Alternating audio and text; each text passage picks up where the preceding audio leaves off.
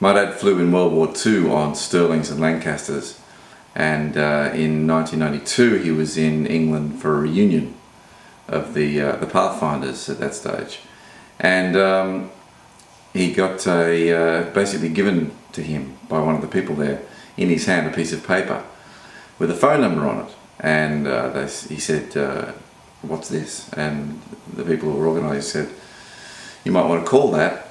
That's the guy that shot you down in World War II near Munich." So the story went that Dad was flying Stirlings and on a bombing range in Munich, and near Brussels, flying over Brussels, he got attacked and hit by flak, and ordered everyone to abandon ship. And there was one guy left, his gunner, his tail gunner was left in the back of the aircraft. And he went down to try and get this guy out because he couldn't get out, and then the plane exploded. Next thing Dad knows, he wakes up a couple of days later and he's on the ground. He'd been unconscious, his neck was broken, but obviously he wasn't dead.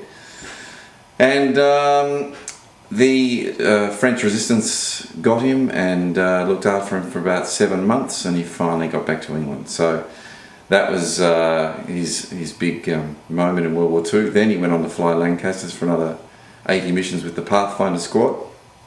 So anyway, at that stage Dad was too ill to go and visit this man, whose name was Heine. So in '93, when I arrived in London, I decided to go over and represent Dad, and so off I flew to Berlin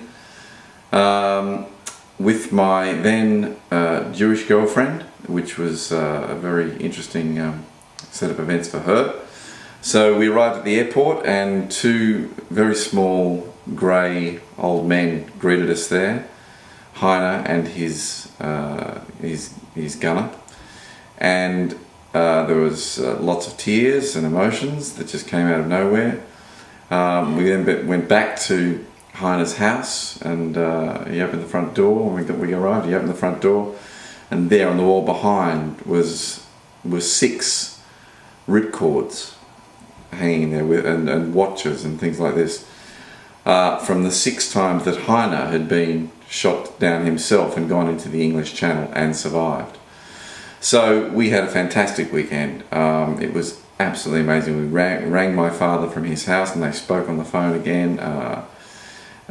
He brought out all the radar maps and showed me exactly how he'd manoeuvred underneath the plane and shot my father down. And it was a fantastic weekend, and I shot some video of it for my dad and sent it back to him, and it's something neither of us will ever forget.